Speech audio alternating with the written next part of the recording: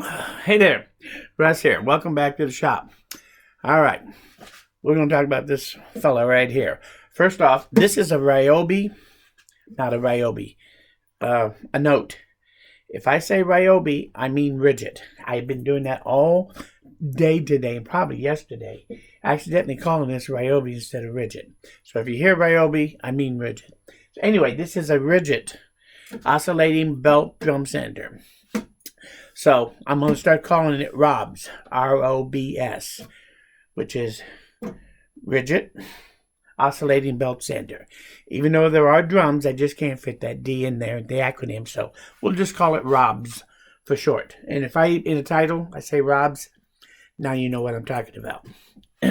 But this thing can hit, I think it came out in early 2000, 2001, maybe 2002, somewhere right in there. It's the first time I ever saw one.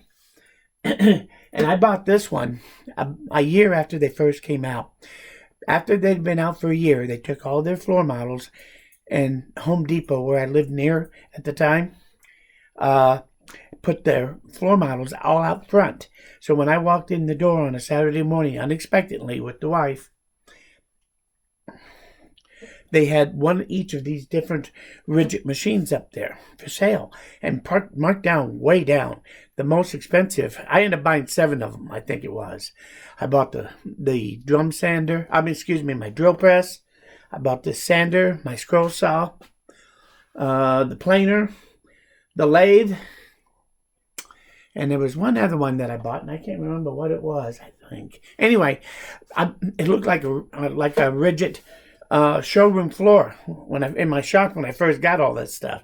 So, but the price was so good, I had to buy it.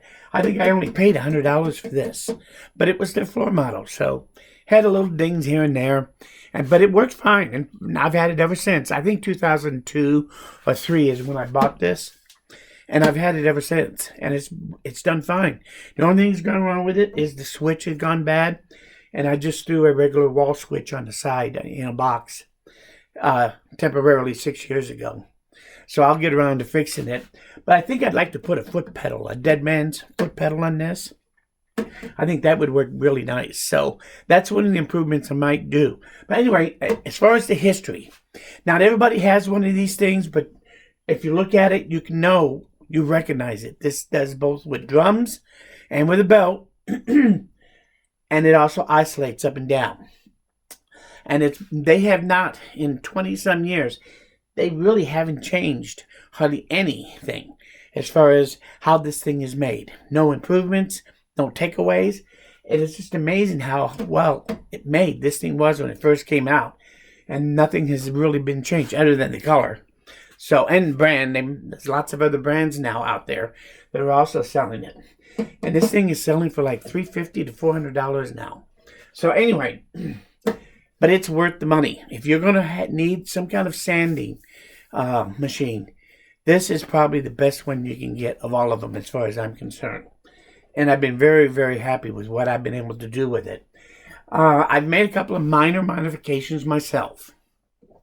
One of them is that, and I did a video on it, I made 2 drums for this thing.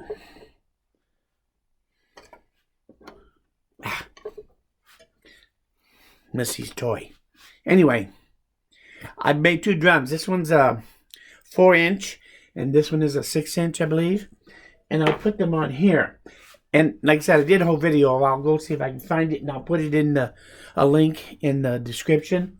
So if you want to see how I made those, you had to overcome some things like these things are too dumb to fit in the hole down here. So I had to actually raise them up so they isolate above this table. So I had to make a fake floor tabletop 1 inch taller to compensate for that so that I can use these instead of those dinky little 2-inch drums or less. So, and those are nice to have. There are times when those are wonderful. But you do have a 3-inch one right here. Technically, this is 3 inches in diameter right here. So, 3 inches in diameter.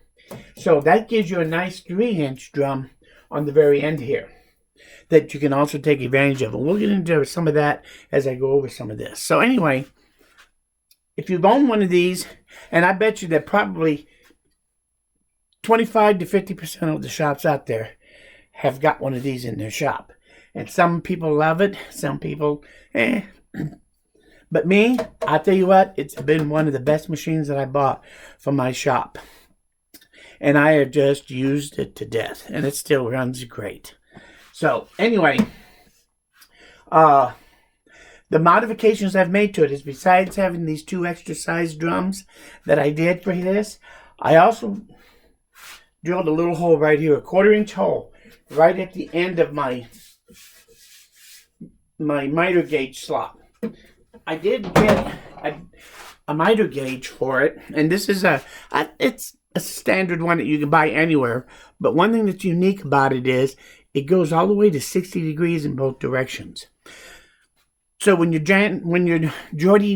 sanding down joints, being able to go all the way to 60 degrees to complement the 30, sometimes that is extremely nice to have that 60 degrees. So that's why I like this particular miter. Plus, it has positive adjustable stops for 0 and the 245s. So if I loosen this up, I can turn it to the 45, put it up against there, and knowing that it's adjusted properly, I now have a 45, and that's good in either direction. So it makes it quick and easy for me to set some of the angles and put it back to 0 without any problem. This has been a great little unit, and when it's up like this, the gap between the end here and the belt is like 3/16 of an inch. So I've kind of used it mostly just like this without any kind of fence on here. But I am going to make a fence. That's one of the improvements we are going to make, is I am going to make a really nice fence for this so that I can use this thing in here. Now, the question is, why did I do that hole? Well, this is why. Let me tip that down so you can see this a little easier. But right now it's set to 90 degrees. So if I want to bring this up here and sand against this edge, when I bring it up, the belt is rotating this way from here to here and on around. So when I put this up there, it's going to want to push me to my left, to this direction. So when this is sitting here, if I go here, it'll want to try to push it away. If I don't want to mess with holding this, I just want to hold my piece and work with it with both hands, that hole is there for this little piece of wood with a bolt in it. 1/4-inch bolt, 1/4-inch hole, and a predetermined length here. Now when I put that against there, I'm pretty much set at a pretty good spot to be able to hold it so it doesn't move. And when I go up against there, this won't move either. So this is a very simple mechanism I could use with this to do 90. And at the same time, if I want to, I can turn it to 45. Now it's too far over. So if I take this and turn it around, now I come out pretty much in this area here. So I can put a pretty wide board up here and get an accurate shape, an accurate sanding on that to true that up. So, and I use this a lot on my joinery, that if I think my angle is a little off or something, I actually put it in here and I gently use this to line them up. And I've talked about doing that a little bit in some of my past videos too. So, but that's the only modification that I've made, is I picked up one of these.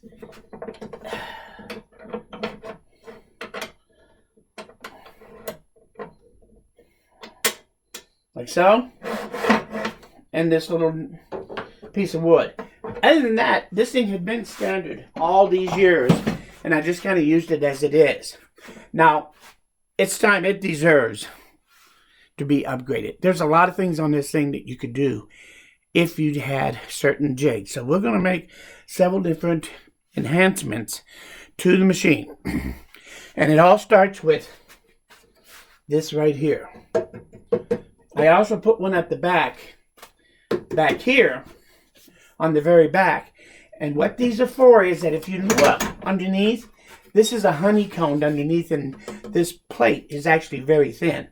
It's a 1/4 inch edge on it all the way around, but if you ever try to put a clamp on that and hold something down, it gives cattywampus on those stupid honeycomb ribs under there. And you cannot really clamp something to your surface. By putting this on here, I now have a surface that I can very easily take something, and if I don't want it to move, I can now clamp it down. Very solid right here to hold this in place where I want it, or any other jig I put on here. So this gives me a whole area of being able to lock it down. And if I want, I can drill holes in this or put inserts to bolt things down. And whenever I make, I can use this to attach to it. So this is going to be a nice add-on to the unit to be able to make other jigs that I can set on here and lock into place at predetermined places. So this is going to be nice to have, easy to replace. All it is it's just 2 by 2s. And I cut this down to 1 1/4 instead of 1.5 inches, because the thickness of the edge of this table is 1 1/4 inches. And I didn't want this to hang lower, because if it hangs lower, it would interfere with this at 45. So by this being on here and ending here, this allows this thing to not restrict the movement of the base, so that I can still do all my angles that I might want to do, but I have something to be able to clamp to and attach to as we go along. So now that we've talked about this a little bit, what are some of the things? Well, first off, I'd like to say, and I was talking about this a minute ago, that this thing has come back from the original design, has changed almost none. It's just amazing how it remains pretty much the same. I think they changed the rotation on some other ones, other brands, but all in all, it still works very, very well without it needing any real improvements, or so they think. There are 2 things I wish it had that it doesn't. One is I wish instead of an on and off switch, somehow you had a speed control. That would be wonderful to have on that for when you're sanding, to have that speed control. The other thing is, I don't always want it to oscillate like that. And I wish they had a way to flip a lever and it would go from oscillating to just spinning. Especially on the drum, sometimes, or even on the belt, there are times when I don't really want the oscillating.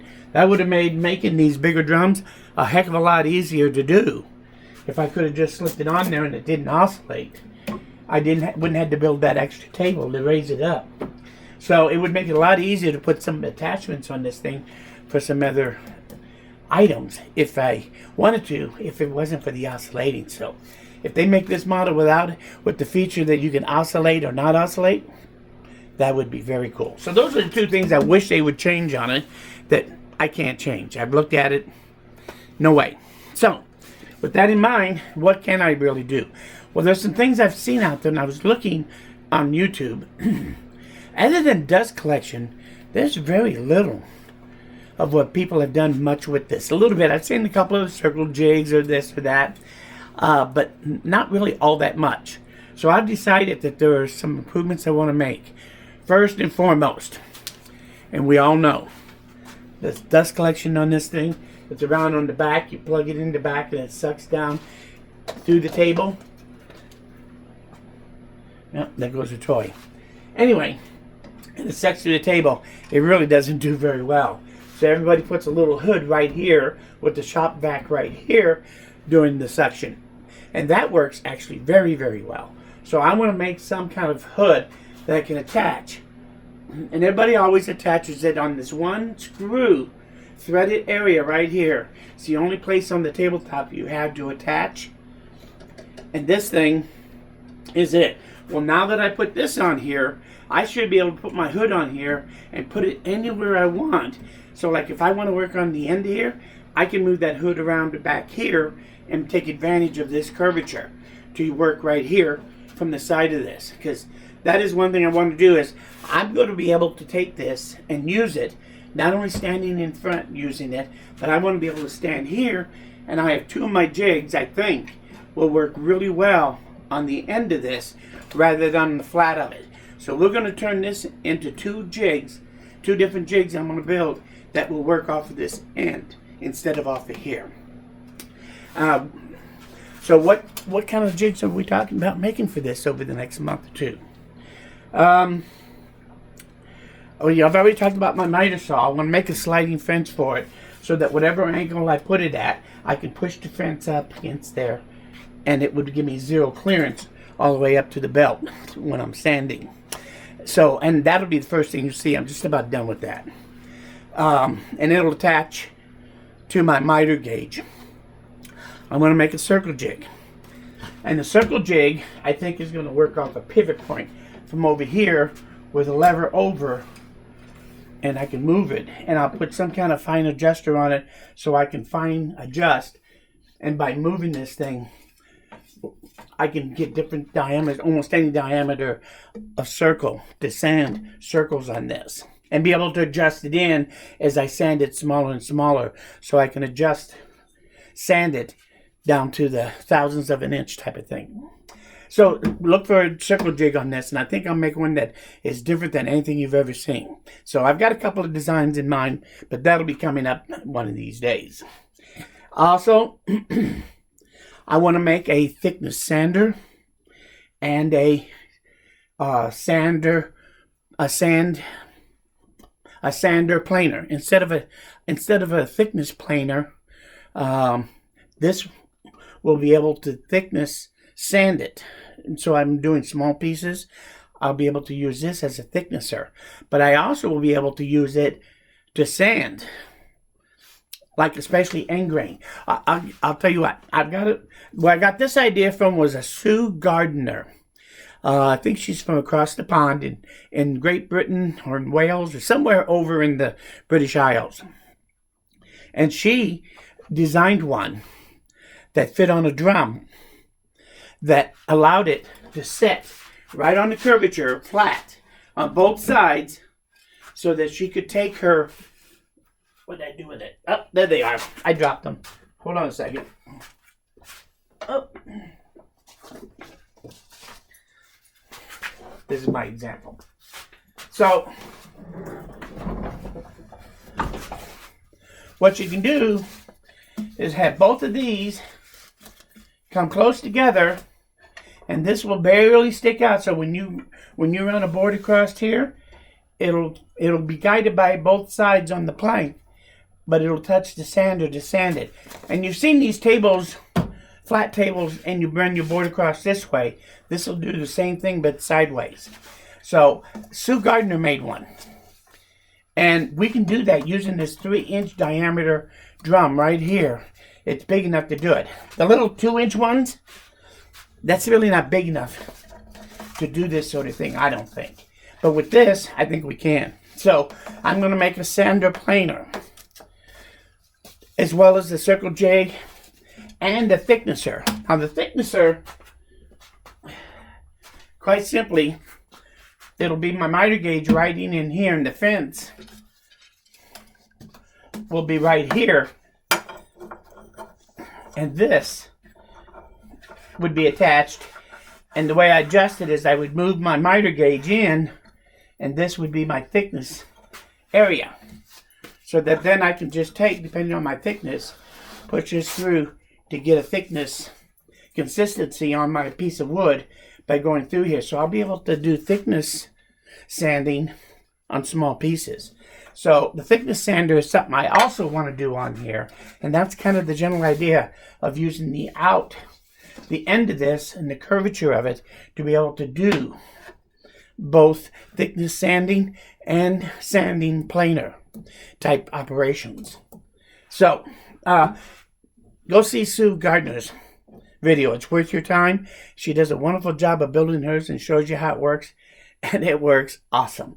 So I can see a use for that. So those are two of the other things that we want to make for this thing. What else we got? I am going to revisit my larger sand disc over there, the 4-inch and the 6-inch one. I think I want to take another look at how they're set up. Especially, I want to make them different than those.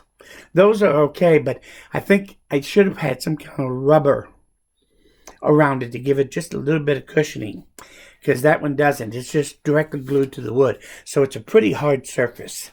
So that's the only thing I don't like about it, but we'll change that. And I think that, so we are going to revisit that. Foot pedal, sander.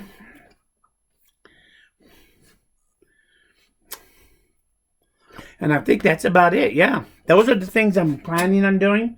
I think there's going to be some great enhancements when I get done, and we're going to tackle them one at a time. Like I said, pretty soon you'll see my little fence system and how it'll work on the miter gauge.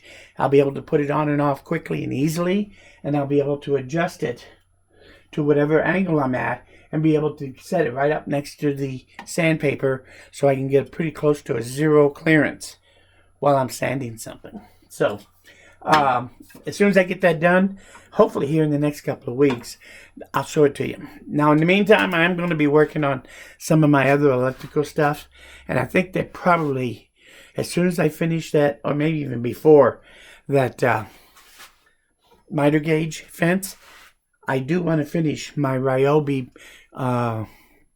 battery power station or power supply unit. I do want to finish that. I got all the components now. I'm ready to put it together.